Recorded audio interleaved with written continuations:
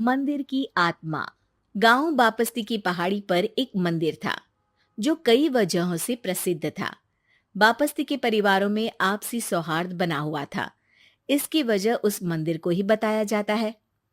अरे ओ विमला, ये इस मंदिर की कहानी क्या है रे?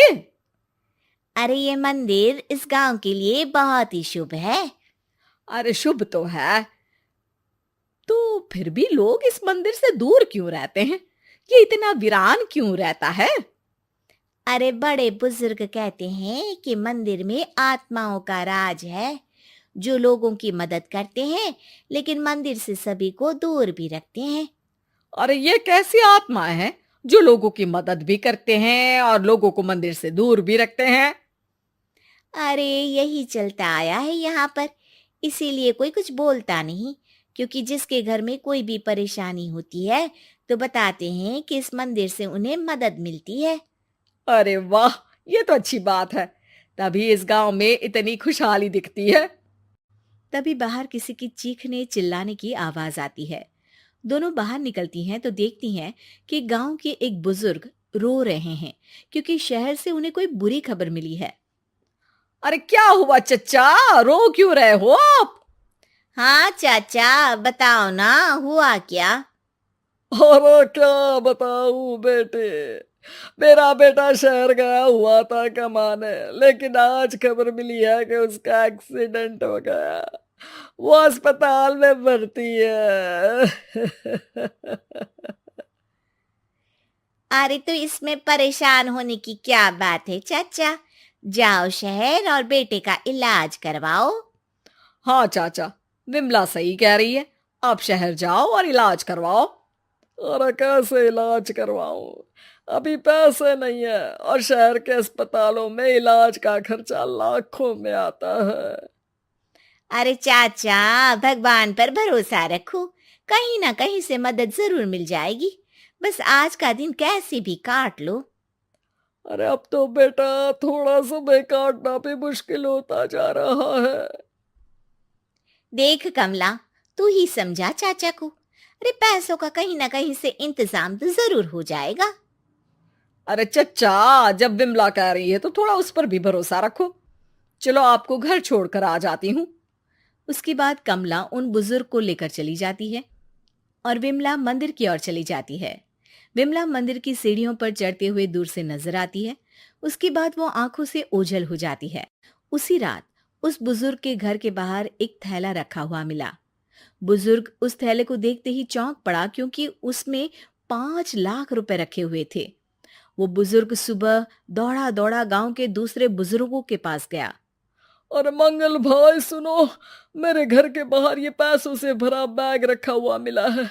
अरे किसका है ये भाई? अरे भैया, मुझे क्या पता। तभी उधर से कमला और विमला निकलती हैं। अरे बेटा सुन तो, देख ये क्या रखा हुआ था मेरे घर के सामने। कमला और विमला हैरानी से देखती हैं। अरे वाह, देख विमला, तूने कहा था ना कोई मदद जरूर करेगा। अरे भगवान सबकी मदद करते हैं, ये पैसों की मदद भी भगवान ने ही भेजी है। और क्या। अब चच्चा सोच क्या रहे हो? शहर जाओ और बेटे का इलाज करवाओ। ठीक है बेटियों, जो तुम कहो। चलो निकलता हूँ शहर, बेटे का इलाज करवाने के लिए। अरे विमला, एक बात तो बता, ये इन्हें मिले तो कैसे मिले पैसे? अरे मैं ना कहती थी कि ये मंदिर सबकी मुसीबतों में मदद भेजता है। अरे वाकई बड़ी पुण्य आत्मा है मंदिर में। सो तो है, लेकिन उनके बारे में लोगों को कम ही पता है। अच्छा, और तुम्हें क्या पता है? अ, जितना पता था वो तो बता दिया। ना रे ना, मैं नहीं मानती। तू कुछ तो छिपा रही है। अरे कुछ ना छिपा रही, जो पता था वो बता दिया। मंदिर से लोगों को मदद मिलती है, बस इतना ही पता है। ठीक है बाबा, अब नहीं पूछूंगी। इसके बाद उसी रात कमला चुपचाप अपने कमरे से निकलती है और मंदिर की ओर चल पड़ती है। कमला धीरे धीरे मंदिर के दरवाजे पर पहुंचती है। अंदर से हल्की हल्की रोशनी आ रही थी। इसके बाद जो वो देखती है वो हैरान रह जाती है। कमला इसके बाद तेजी से वापस लौट आती है। दूसरे दिन सुबह सुबह। अरे विमला, तू तो छिपी रुस्तम निकली। है? ऐसा क्या छिपा लिया मैंने? अरे तूने तो भनक ही नहीं लगने दी और चाचा की मदद भी कर दी। हैं? ये क्या कह रही हो? ऐसा कैसे कह सकती हो तुम? मैंने कोई मदद वदद नहीं की। अरे सब पता है मुझे, कल रात मैं गई थी मंदिर। तो क्या देखा? अरे तुम्हारा पति और कुछ लोग वहां दिखे।